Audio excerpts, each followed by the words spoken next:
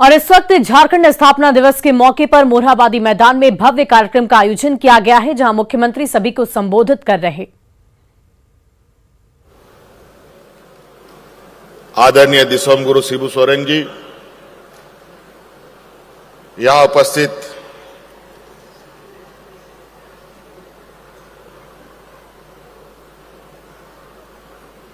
झारखंड प्रदेश के कांग्रेस प्रभारी अविनाश पांडे जी,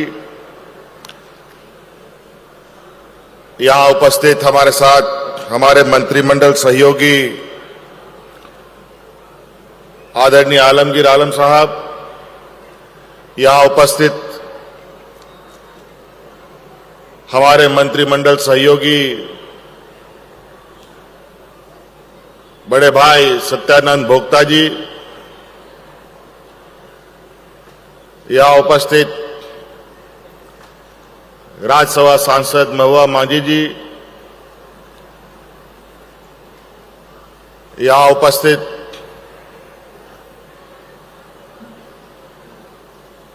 हमारे राज्य के मुख्य सचिव सुखदेव सिंह जी, उपस्थित कल्पना सोरेन जी, और विशेषकर आज झारखंड राज्य के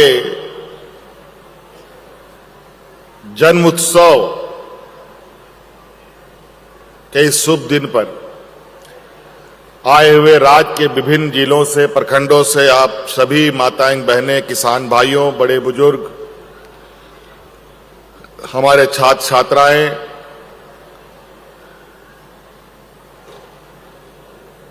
हमारे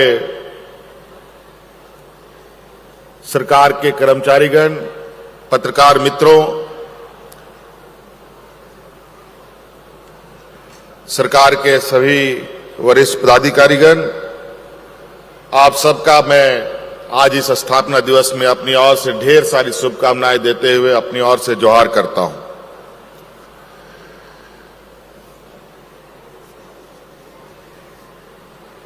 आज ही के दिन 15 नवंबर 2000 ईस्वी को इस राज्य का जन्म हुआ था, और इस राज्य का जन्म कितने लंबे संघर्ष के बाद हुआ है। मुझे लगता है कि झारखंड का बच्चा बच्चा इस बात को जानता है।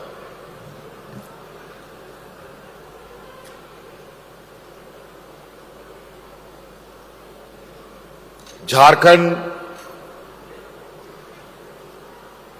पूरे देश में खनिज संपदाओं को लेकर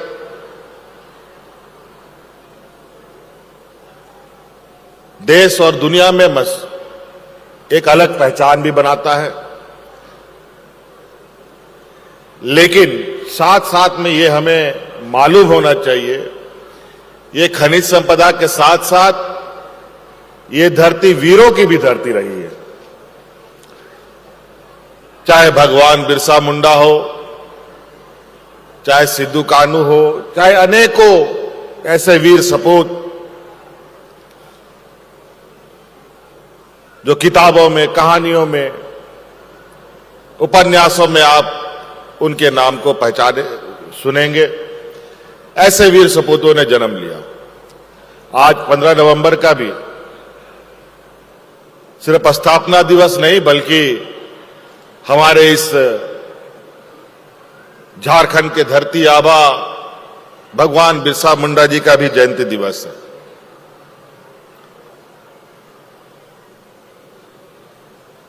और हमारे पूर्वजों ने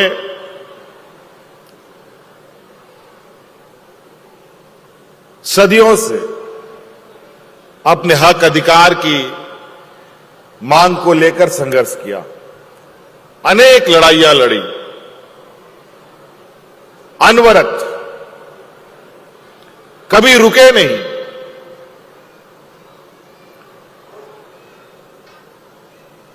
झारखंड में सबसे अधिक आदिवासी, दलित, पिछड़ा, अल्पसंख्यक बहुलता राज्य है, जो वर्ग सदियों से शोषित होता आता रहा है। अलग अलग युग में, अलग अलग काल में हमारे पूर्वजों ने संघर्ष कर अपनी कुर्बानी, बलिदानी और सारा कुछ निछावर कर दिया। अंतोगत्वा ये लड़ाई अनवरत चलते हुए आदरणीय दिसोम गुरु शिबू सोरेन जी के नेतृत्व में लड़ी गई। अलग राज्य की परिकल्पना हुआ और सभी लोगों ने मिलजुल कर इस राज्य को अलग अस्तित्व देने में एड़ी चोटी एक कर दी। 2000 ईस्वी में राज बना और ऐसा लगा कि 2008 के बाद यहां के आदिवासी, दलित, पिछड़ों, अल्पसंख्यकों में आमूलचूल परिवर्तन होगा, इनका समग्र विकास होगा। लेकिन आज भी अगर हम देखें सुदूर ग्रामीण क्षेत्र में इस राज्य में विभिन्न वर्गों के समाज के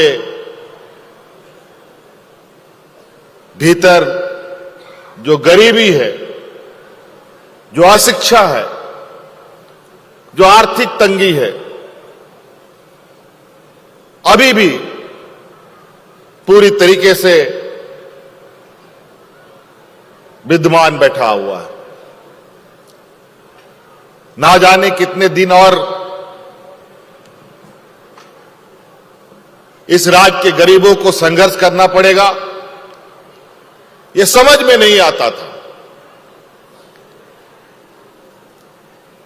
20 वर्ष, 22 वर्ष हो गए सरकार राज्य के बने हुए। इस काल में कई सरकारें आई, कई सरकारें गई, लेकिन इस राज्य के आदिवासी, दलित, पिछड़े, अल्पसंख्यकों की समस्या ज्यों का त्यों बना रहा।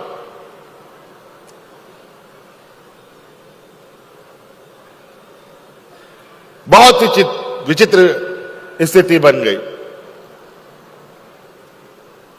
फिर महागठबंधन, कांग्रेस, जेएमएम, आरजेडी के लोगों ने इस राज्य की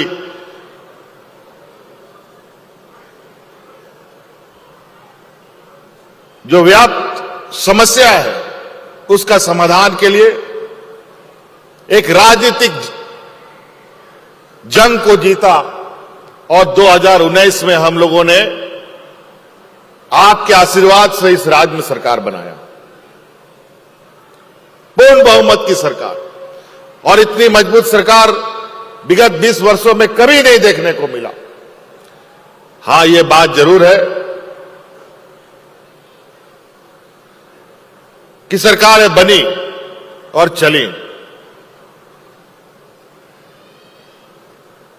लेकिन समस्या का समाधान ना के बराबर हुआ। हम लोगों ने सरकार बनाया इस आशा उम्मीद के साथ कि 5 साल में इस राज्य के हर एक व्यक्ति की समस्या का हम समाधान करेंगे। लेकिन दुर्भाग्य ये देखिए, कहावत है ना कि गरीब का किस्मत संघर्षमय हमेशा रहा है, उसी प्रकार सरकार बनते ही कोरोना जैसे वैश्विक महामारी से हम लोग गिर गए। 2 साल उसमें हमारा वक्त जाया किया, सब कुछ बंद, हाट बाजार, गाड़ी मोटर सब, बड़ी बड़ी कंपनियां बंद हो गई, लोग बेरोजगार हो गए, सड़कों पर आ गए, भीख मांगने की स्थिति, कई लोगों ने भूखमरी से आत्महत्या कर ली, रोजगार छीनने से लोगों ने अपनी जान दे दी। अनेकों चीजें प्रभावित किया इस वैश्विक महामारी ने। और ऐसे स्थिति में भी इस देश का सबसे पिछड़ा राज्य ये झारखंड, यहां के लोगों की सहनशीलता और संघर्ष के बदौलत हम लोगों ने कोरोना महामारी को भी बड़ी सरलता से पार किया। आपने सुना होगा कोरोना में किस तरीके से देश दुनिया में हाहाकार मच रहा था। कई राज्यों में तो लोग इतने मर रहे थे कि जलावन के लिए लकड़ी खत्म हो गया, दफन करने के लिए मिट्टी भी कम पड़ने लगा। लोग अपने मृत परिजनों का जहां तहां कोई नदी में फेंक देता था, कोई मैदान में छोड़ के चील कौओं के हवाले कर देता था। बहुत भयावह स्थिति। लेकिन उस स्थिति में भी हम लोगों ने इस राज्य में एक भी अफरा तफरी नहीं होने दिया। शांतिपूर्वक इस जंग को भी हम लोगों ने जीता है। और अब जब जीवन सामान्य की ओर जा रही है और हम जब लगातार इस राज्य की समस्याओं का समाधान कर रहे हैं, कोरोना जैसे सुखाड़ जैसी महामारी, फिर एक भयावह स्थिति हमारे सामने खड़ा हो गया। राज्य का लगभग 156 लगभग प्रखंड सूखाग्रस्त हो चुका है। यह भी चुनौती हमारे सामने आकर के खड़ा हो गया। बहुत ही विकट समस्या इस राज्य के लिए हमेशा बना रहा। कभी लगता है व्यवस्था ने साथ नहीं दिया, तो कभी कभी लगता है ऊपर वाला भी साथ नहीं दिया। जब पहले वक्त में किसानों को बीज नहीं मिलता था, खाद नहीं मिलता था, भगवान भरोसे वो लोग अपना खेती बाड़ी करता था। इस बार वक्त से पहले हम लोगों ने किसानों को बीज दे दिया, वक्त से पहले खाद दे दिया, तो बारिश भी साथ नहीं दिया। बड़ी विचित्र स्थिति किसानों के साथ। ये तो हालत आज इसी वर्तमान देश दुनिया की हालात देखकर हमने ऐसे कार्य योजना बनाया जिसके माध्यम से कभी भी ऐसे चुनौती अगर हमारे सामने आए, राज्य के सामने आए, देश के सामने आए, तो इस राज्य के गरीब, आदिवासी, दलित, पिछड़ा को हतोत्साहित होने की जरूरत ना पड़े। आज इस राज्य में जो गरीबी है, पिछड़ापन है, ये गरीबों के लिए सबसे बड़ा अभिशाप होता है। गरीब को देखकर हर कोई उसको गले नहीं लगा सकता, बल्कि उसको अपने से दूर रखने का कोशिश करता है। गरीबी, अशिक्षा इतना खराब चीज है, इतना बुरा अभिशाप होता है। आप लोग सब जाकर के बैंक में जाइए और अपना रोजगार के लिए लोन का अप्लाई कीजिए, अपना शिक्षा ऋण के लिए अप्लाई कीजिए, अपना स्वरोजगार के लिए अप्लाई कीजिए, खेती बाड़ी के लिए अप्लाई कीजिए, ट्रैक्टर खरीदने के लिए अप्लाई कीजिए, तो देखते हैं कि कितना बैंक आपको लोन देता है। आपको लोन इसलिए नहीं देगा कि इस राज्य में सीएनटी एसपीटी कानून की जमीनें हैं, इसलिए नहीं देगा। यहां के आदिवासी, दलित, पिछड़ों को कितनों को बैंक लोन देता है, जरा बता दो? कोई नहीं देता। इसलिए इस बार सरकार आपके लिए गारंटर भी बन करके और बैंक भी बन करके आपके दरवाजे दरवाजे जा रहा है, आपको स्वरोजगार देने का काम कर रहा है।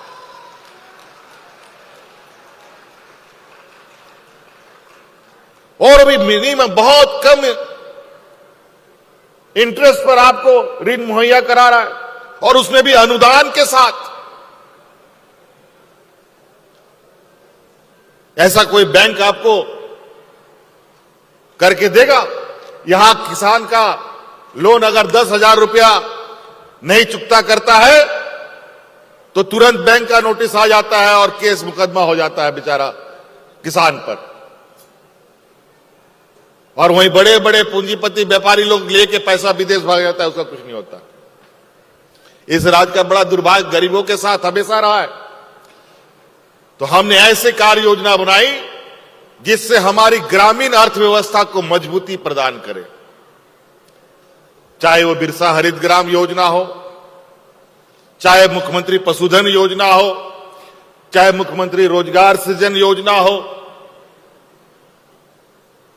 चाहे नीलांबर पीतांबर जल समृद्धि योजना हो, चाहे फूल ओझानो आशीर्वाद योजना हो, अनेकों ऐसी योजना हमने चलाई और हमने ऐसी योजनाओं का चयन किया जो इस राज्य के ग्रामीण, जो हमारे किसान भाई है, यहां के आदिवासी, दलित, पिछड़ा भाई है, जो लोग उस काम को कर सकते हैं, वैसे कार्य योजनाओं को हमने बनाया ताकि आपको कोई बड़ी डिग्री की जरूरत नहीं है, बहुत बड़ा सर्टिफिकेट का जरूरत ना हो उस रोजगार को आगे बढ़ाने में। और हमारा यह मानना है कि ग्रामीण अर्थव्यवस्था मजबूत होगा तभी राज्य का समग्र विकास हो सकता है, नहीं तो संभव नहीं है। गांव राज्य का जड़ होता है, गांव देश का जड़ होता है। अगर जड़ मजबूत नहीं होगा तो पेड़ भी मजबूत नहीं खड़ा हो सकता है। कोई हल्का सा झोंका में वो पेड़ टूट के बिखर जाएगा। आज इसी को लेकर हम लोगों ने ग्रामीण अर्थव्यवस्था को मजबूत करने के लिए ऐसे महत्वपूर्ण योजनाएं चलाई ताकि हमारी गरीबी, जो राज्य में कुंडली मार के बैठा है, उसको हम लोग धक्के मार के बाहर निकाल सके। आज पंचायत आपके दरवाजे में शिविरें लग रही हैं। कभी ऐसा आपने देखा 20 सालों में? कभी आप लोगों ने पंचायत गांव में पदाधिकारियों को शिविर लगा करके आपके समस्याओं का समाधान करते हुए देखा? झारखंड के इतिहास काल में तो हमने कभी नहीं सुना। लेकिन आज वही व्यवस्था, कोई फोटोकॉपी मशीन लेकर, कोई कंप्यूटर लैपटॉप लेकर गांव में शिविर लगा करके यहां के लोगों का समस्या का समाधान कर रहा है। आज ये झारखंड का जो भौगोलिक बनावट को हम देखें तो ऐसा भौगोलिक बनावट है जो बहुत लोग पहाड़ के ऊपर, पहाड़ के नीचे, नदी के किनारे, जंगल के अंदर ऐसे सुदूरवर्ती जगह पे रहते हैं जहां पदाधिकारी लोग जाने से कतराता है। लेकिन आज पदाधिकारी कोई ट्रैक्टर में, कोई मोटरसाइकिल में उन जगहों पर जाकर के गरीबों, हमारे गांव के लोगों की समस्या का समाधान कर रहा है। और वो इसलिए है कि विगत 20 वर्षों में ग्रामीण, इस राज्य के किसान, मजदूर, ग्रामीणों की तो समस्या का निदान की बात तो छोड़िए, इस राज्य में कर्मचारियों का भी मनोबल इतना टूटा जिसका आप अंदाजा नहीं लगा सकते। आज इस राज्य के कर्मचारियों का भी मनोबल को बढ़ाते हुए, उसका हौसला अफजाई करते हुए हम लोगों ने उनका ओपीएस का कानून पास किया और आज हंसी खुशी जंगलों में जा जाकर के ग्रामीण क्षेत्र में लोगों का काम कर रहे हैं। हर वर्ग के कर्मचारी के चेहरे में आज मुस्कान है। पदाधिकारियों का प्रमोशन हो रहा है, नियुक्तियां लगातार हो रही हैं। विगत 20 वर्षों में जेपीएससी में जो खेल हुआ किसी से छुपा नहीं। कितना नौजवानों का भविष्य खराब हो गया, ये किसी से छुपा नहीं।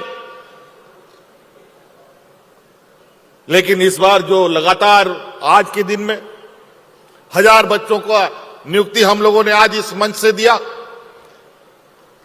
जेपीएससी के माध्यम से। इससे पहले 250 बच्चों को हम लोगों ने नियुक्ति दिया जेपीएससी के माध्यम से, जो आज कोई बीडीओ, कोई सीओ, कोई कलेक्टर बन गए, विभिन्न जिला में कार्यरत है।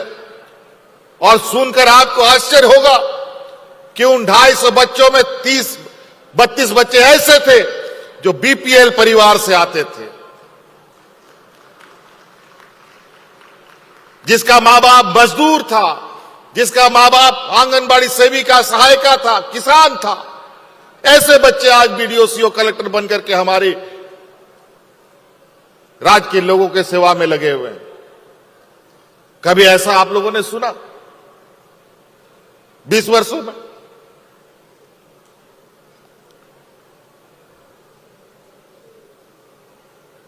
और आज कई ऐसी चीजें, आज इस राज्य में शिक्षा का अभाव और शिक्षा मजबूत नहीं होने की वजह से भी इस राज्य के लोगों को छला जाता है, ठगा जाता है और ये आगे नहीं बढ़ पाते हैं। आज इसी को लेकर इस बार हम लोगों ने विशेषकर बच्चियों के लिए सावित्रीबाई फूले किशोरी समृद्धि योजना लाया। इसके माध्यम से हमारा लक्ष्य है 9 लाख बच्चियों को इससे जोड़ना और लगभग हम लोग 4-5 लाख बच्चों को तो जोड़ भी लिए हैं। हमारी उन किशोरी बच्चियों को जब 18 साल की होंगी एक मुश्त इनको 40,000 रुपया मिलेगा। और हम यहां बैठे उन बच्चियों से कहना चाहेंगे कि 18 साल के बाद अपना पढ़ाई मत छोड़ना। तुम इंजीनियर बनना चाहते हो, तुम डॉक्टर बनना चाहते हो, तुम वकील बनना चाहते हो, तुम कुछ भी इस राज्य में बड़ी पढ़ाई करना चाहते हो, उसका पूरा का पूरा खर्चा राज्य सरकार तुमको देने के लिए तैयार है। एडमिशन होगा उसके बाद तो देगा ही देगा सरकार, बल्कि उसकी तैयारी करने के लिए भी सरकार तुमको प्रोत्साहन राशि देने के लिए तैयार है। कोई दिक्कत नहीं, पढ़ो लिखो, अपना नाम कमाओ, राज्य का नाम रोशन करो।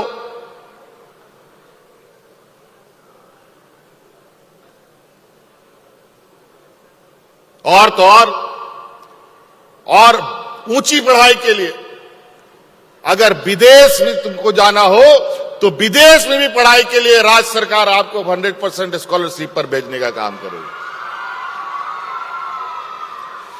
ये देश का पहला ये राज्य है जहां आदिवासी, दलित, पिछड़ा, अल्पसंख्यक बच्चों को विदेश में पढ़ने के लिए पूरा स्कॉलरशिप देती है। कहीं नहीं है पूरे देश में। और कोई आदिवासी, दलित, पिछड़ा का बच्चा लोग विदेश में नहीं पढ़ सकता था। अब ये भी बच्चे जा रहे हैं, पढ़ाई कर रहे हैं। अभी तो 25-30 बच्चा हमारा अभी विदेश में पढ़ाई कर रहा है, जो 1-2 साल के बाद जब झारखंड आएगा तो झारखंड की तस्वीर को भी बदलने का प्रयास करेगा।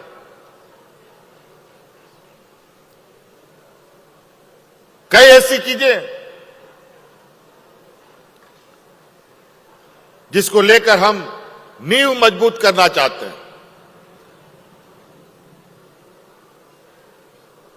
ताकि हमारे आने वाली पीढ़ी मजबूती के साथ खुद का भी विकास करे और इस राज्य का भी विकास करे।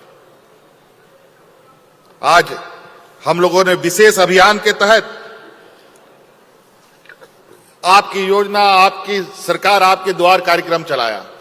मैं यहां बैठे हुए मंच के सामने लोग, मैं पूछना चाहता हूं आप लोगों की तरफ से और आवाज सुनना चाहता हूं, क्या गांव में शिविर लग रहा है कि नहीं? बुढ़ा बुजुर्गों को पेंशन मिल रहा है कि नहीं? चलिए, कुछ तो हिलडुल हो रहा है, अब ऐसा लग रहा है। और यही वातावरण कैसे हमारे ग्रामीण क्षेत्रों में बना रहे, पूरे राज्य में बना रहे, ये सरकार की परिकल्पना है। अभी ये हम लोगों ने एक विशेष अभियान चलाया था 1 महीने के लिए इन योजनाओं को लेकर, लेकिन इसका मतलब ये नहीं कि 1 महीना के बाद ये योजनाएं खत्म हो जाएंगी। ये विशेष अभियान था, 1 महीना के बाद भी इन योजनाओं का आप लाभ ले सकते हैं। इसके लिए थोड़ा सा जो आप सरकार आपके दरवाजे में गई थी, तो सरकार को और भी काम करने के लिए अपने कार्यालय में भी बैठना पड़ेगा। तो आप लोगों को भी ब्लॉक ऑफिस में, जिला हेडक्वार्टर में आकर के अपनी इन योजनाओं का लाभ लेना पड़ेगा। आपको बुलाने के लिए, आपको जगाने के लिए शिविर हमने लगाया था। कि आपके लिए क्या क्या हम कर रहे हैं। जो शिविर में आया, जो योजना लेने का इच्छा रखा उसको मिल गया। देखो कितना ट्रैक्टर लगा हुआ है, देखो कितना टेम्पो लगा हुआ है, कितना गाड़ी लगा हुआ है बाहर में, लोग भाड़ा में चलाएगा और अपना रोजगार सृजन करेगा। नहीं तो अभी टेम्पो उम्पो भी और ट्रैक्टर भी दूसरा का, किसी व्यापारी का ला करके चलाना पड़ता है और रोजी रोजगार चलाना पड़ता है। हमने देखा है रांची में, कई शहरों में, यहां पर रिक्शा भी लोग चलाते हैं तो किसी व्यापारी का रिक्शा होता है, दिन भर चलाता है और शाम को उसका कमीशन जो होता है वो दे करके घर जाता है बेचारा। क्यों दूसरा का रिक्शा चलाएगा, क्यों दूसरा का टेम्पू चलाएगा, क्यों दूसरा का ट्रैक्टर चलाएगा? क्यों नहीं यहां नौजवान अपना ही गाड़ी का मालिक बने और रोजगार अपना कमाए? क्यों किसी का आप ये में खटिएगा, किसी के अंदर में आप अपना मालिक बनिए। अभी हम लोगों ने इस अभियान के तहत 1 महीने का जो अभियान था उसमें लगभग 54 लाख आवेदन हम लोगों को प्राप्त हुआ पूरे राज्य में, 54 लाख। और इसमें लगभग 45 लाख लोगों ने ये 54 लाख आवेदन दिए। इसका मतलब गांव में कोई जाता ही नहीं था। गांव में इतनी समस्या थी, किसी भी 20 सालों में इसकी सुधि नहीं ली। दुर्भाग्य रहा 20 साल इन राज्यों में का, 22 साल। और आज इन 54 लाख में लगभग 35 लाख जो समस्या के आवेदन थे उसको उसी शिविर में ही हम लोगों ने खत्म कर दिया। 54 में 35 लाख का समस्या का समाधान हो गया।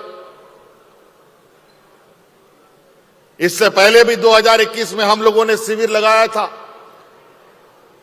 उस समय भी 30-35 लाख हम लोग को आवेदन आए थे। कितनी चिंता की बात है, हमारे ग्रामीण क्षेत्र में इतनी समस्या है, लेकिन उस समस्या का समाधान करने के लिए कोई तैयार नहीं।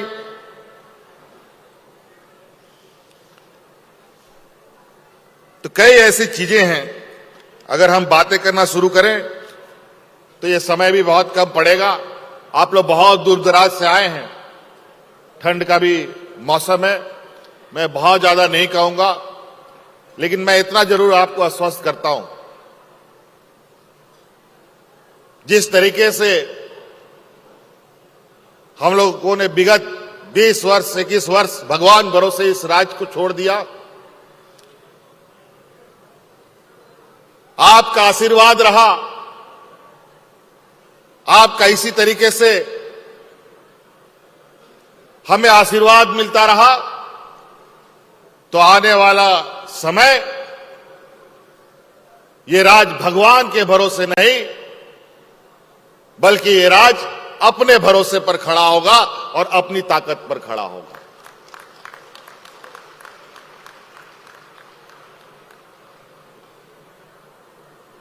कई ऐसी चीजें हैं जहां हमें अभी काम करने की आवश्यकता है और बहुत गति से काम करने की आवश्यकता है। अभी ये डोर टूटा तो फिर वही ढाक के 3 पात, जहां से चले थे वहीं आके रहेंगे। इस राज्य का जो अभिशाप है, जो गरीबी है, उसको दूर करने का हमने संकल्प लिया। इस राज्य में जो अशिक्षा है उसको दूर करने का संकल्प लिया। कई हम लोगों ने शिक्षा के लिए योजना बनाई, वो आपने अभी अभी देखा कि कैसे कैसे योजनाएं यहां पर आने वाले हमारी पीढ़ी के लिए हमने प्रारंभ किया है। और तो और हमारे जो सरकारी स्कूल के बच्चे हैं, ये प्राइवेट स्कूल को देख करके कभी कभी उन लोग के मन में कसक जागता है कि काश हम भी यहां पर पढ़ते, लेकिन मां बाप का पैसा ही उतना नहीं है कि प्राइवेट स्कूल में पढ़ा पाए बेचारा। लेकिन आप लोग चिंता मत कीजिए, आप लोगों के लिए भी प्राइवेट स्कूल से बढ़िया स्कूल हम बना करके तैयार कर रहे हैं।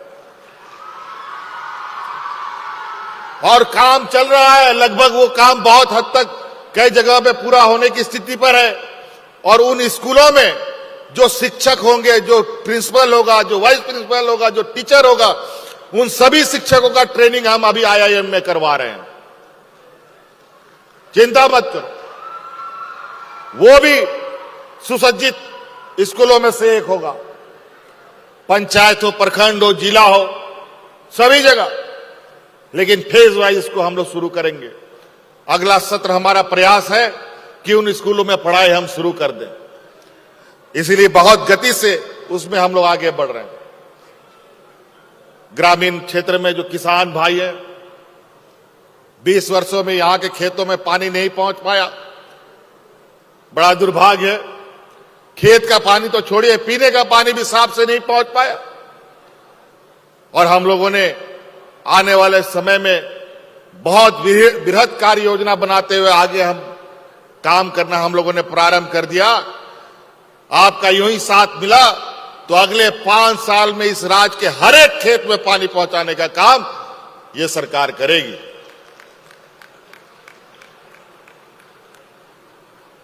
पढ़ने वाले हमारे नौजवान लोग नौकरी चाकरी के क्षेत्र में जाएंगे। जो कम पढ़े लिखे रहेंगे उसके लिए भी स्वरोजगार का रास्ता हम लोगों ने खोला है। जो खेती बाड़ी करने वाले लोग हैं उनके लिए भी हम लोगों ने दरवाजे खोल रखे हैं। आज मुख्यमंत्री पशुधन योजना हम लोगों ने प्रारंभ किया है। गाय, बकरी, सुअर, मुर्गी सब बांटा जा रहा है। सिर्फ जानवर ही नहीं बल्कि जानवर जिसमें रहेगा वो घर भी हम लोग साथ साथ में दे रहे हैं। दिक्कत क्या है? दिक्कत कहां है?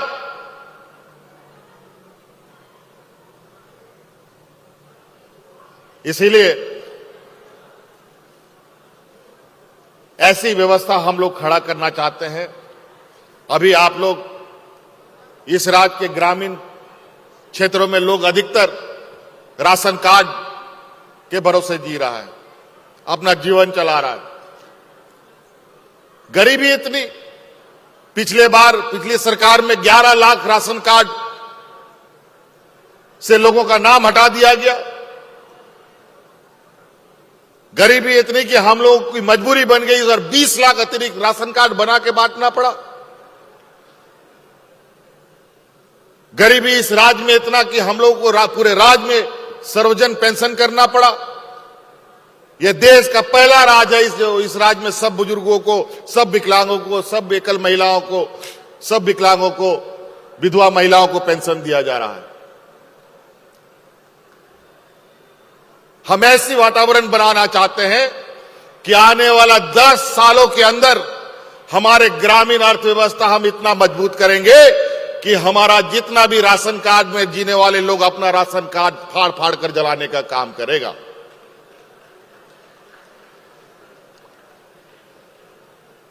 ये हमारी सोच है। आज थोड़ा महंगाई को लेकर अभी चिंता काफी बढ़ा हुआ है, लेकिन इसको लेकर हमारा भी लगातार नजर है। लेकिन आप चिंता मत कीजिए, कोरोना जैसा चुनौती को हम लोगों ने पार किया। किसानों के लिए भी अभी सुखाड़ की राहत के लिए 200 लगभग 250 प्रखंडों को हम लोगों ने चिन्हित किया है।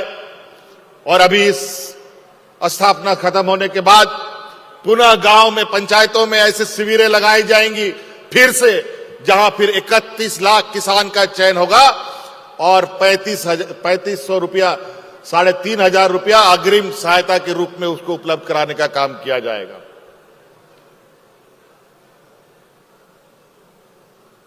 तो कई ऐसी चीजें हैं। मैं चाहता हूं अपनी बातों को यहीं समाप्त करूं और आपको वापस जाने के लिए भी आपको समय लगेगा। इन्हीं बातों के साथ आज के इस झारखंड के ऐतिहासिक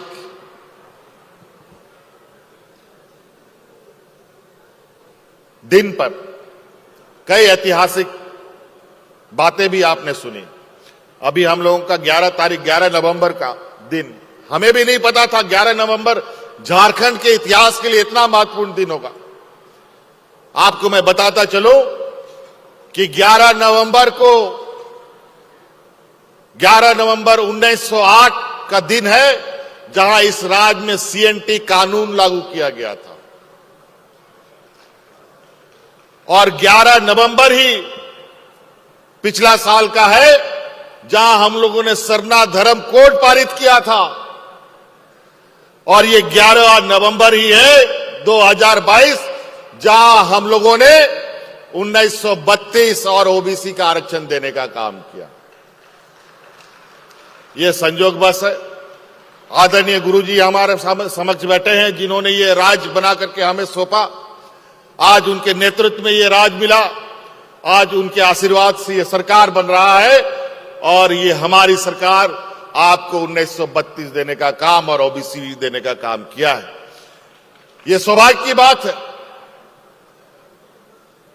ऐसा संयोग बहुत कम बनता है, इसलिए ऐसे ही अग्रसर राज को और आगे बढ़ने का और मनोबल के साथ, स्वाभिमान के साथ जीने का मार्ग प्रशस्त करने का प्रयास हम सब लोग करें। इन्हीं बातों के साथ आज के शुभ अवसर पर यहां उपस्थित होने के लिए बहुत बहुत धन्यवाद। जय हिंद, जय झारखंड, भगवान बिरसा मुंडा अमर रहे। औरंगाबाद के ओबरा में दहेज के लिए 7,310 करोड़ रुपए है। बहुत बहुत धन्यवाद माननीय मुख्यमंत्री जी का आज के इस यादगार मौके पर हमें इस सौगात के लिए। जी हां, माननीय मुख्यमंत्री जी का संकल्प आज मानो हवाओं में गूंज रहा है कि ना तो थके हैं पांव मेरे, ना ही हिम्मत हारी है, क्योंकि हर चेहरे पर मुस्कान लाने की हमने मन में ठानी है। आपका युवा ऊर्जावान नेतृत्व झारखंड को गौरवान्वित करता रहे, झारखंड को विकास के पथ पर अग्रसर करता रहे। इसी कामना के साथ आज के इस अवसर पर झारखंड राज्य के स्थापना दिवस समारोह के अवसर पर मंचासीन अतिथिगणों तक हम अपने सम्मान की भावनाएं संप्रेषित करते हैं। निवेदन होगा मुख्य सचिव आदरणीय श्री सुखदेव सिंह सर से आज के समारोह के मुख्य अतिथि आदरणीय गुरुजी को स्मृति चिन्ह सप्रेम भेंट कर समस्त झारखंड वासियों की तरफ से ये सम्मान और आदर की भावनाएं संप्रेषित करें। जोरदार जोरदार तालियां होनी चाहिए।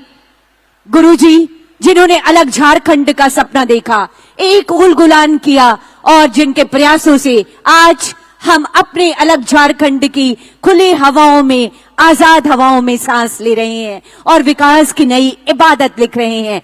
ऐसे गुरुजी को अपने बीच पाकर, आदरणीय दिशम गुरु को अपने बीच पाकर हम गौरव का महसूस कर रहे हैं। अगला आग्रह होगा प्रधान सचिव मंत्रिमंडल सचिवालय आदरणीय वंदना डाडेल मैम से माननीय मुख्यमंत्री महोदय को ये स्मृति चिन्ह प्रदान कर हम सबकी ओर से सम्मान की भावनाएं संप्रेषित करें। समस्त झारखंड की तरफ से आपने जो लकीर खींची है विकास के, जो प्रयास की, आपने एक अनवरत यात्रा का शुभारंभ किया है, वो आपके नेतृत्व में और आगे बढ़े, यही कामना।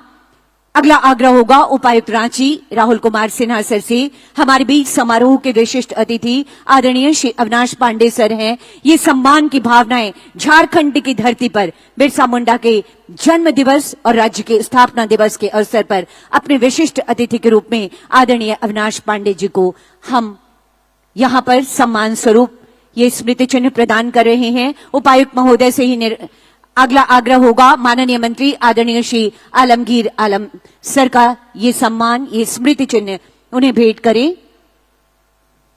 हमारे सम्मानित अतिथि के रूप में माननीय मंत्री आदरणीय श्री सत्यानंद भोक्ता जी, उपायुक्त रांची श्री राहुल कुमार सिन्हा सर से ही निवेदन, सम्मान की भावनाओं को हम आगे बढ़ाएं। ये स्मृति चिन्ह और शॉल, ये भावनाएं हमारे कोमल हृदय के भावनाएं हैं जो हम संप्रेषित कर रहे हैं शॉल और स्मृति चिन्ह के माध्यम से।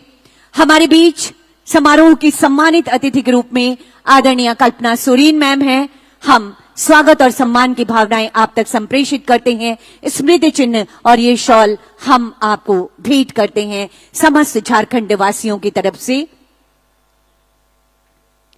हमारे बीच समारोह के सम्मानित अतिथि के रूप में माननीय सांसद राज्यसभा आदरणीय डॉक्टर महुआ माझी जी हैं।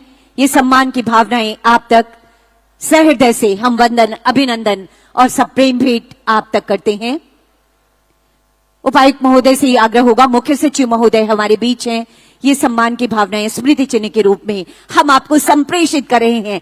साथियों, आज हम एक ऐतिहासिक पल के गवाह बने। कई योजनाएं हमारे सामने आई, कई योजनाओं का उद्घाटन और शिलान्यास गणमान्य अतिथि गणों के कर कमलों के द्वारा किया गया और कई ऐसी नई नीतियां हमारे सामने आई जो झारखंड के समग्र विकास का एक नया इतिहास लिखेंगी। यहां से उठकर यही कदम थमेंगे नहीं। झारखंड एक दैदीप्यमान राज्य के रूप में वैश्विक मानचित्र पर उभरेगा, इसी कामना के साथ कि झारखंड में हर दिन नए ऊर्जा के साथ नए सूरज का उदय होगा और उन चमकती किरणों के साथ हम विकास यात्रा पर अनवरत चलते रहेंगे और इस विकास यात्रा में हमारे सारथी होंगे माननीय मुख्यमंत्री आदरणीय श्री हेमंत सोरेन जी। बहुत बहुत धन्यवाद करते हैं माननीय गुरुजी का, आदरणीय गुरुजी का, माननीय मुख्यमंत्री महोदय का, हमारे विशिष्ट अतिथि गणों का और मंचासीन सभी अतिथि गणों का अपने बहुमूल्य समय से अपना यहां पर इस कार्यक्रम को समय देने के लिए। बिल्कुल, बहुत बहुत धन्यवाद आज के इस अवसर पर आप सबकी गरिमा में उपस्थिति के लिए। तालियों के साथ आज के इस दिवस को हम यादगार बनाएंगे। फिर से एक बार आभार और धन्यवाद प्रकट करें, शुभकामनाएं अपनी दे आप अपनी जोरदार तालियों के माध्यम से, अपने हाथों के श्रम से कुछ ऐसे इसे सजाएंगे कि झारखंड की कल धरती ये स्वर्ण खंड हम बनाएंगे। हम सब मिलजुल कर आगे बढ़ेंगे और अपने झारखंड को बिल्कुल सशक्त बनाएंगे। हम आपको बता दें, आज के इस झारखंड स्थापना दिवस 2022 के अवसर पर शाम में पर्यटन, कला संस्कृति, खेलकूद एवं युवा कार्य विभाग झारखंड सरकार के कला संस्कृति निदेशालय की ओर से शाम 5 बजे से अपने सीने पर बंदूक तान देता है तो कभी अपने सिर पर नर्तकियों से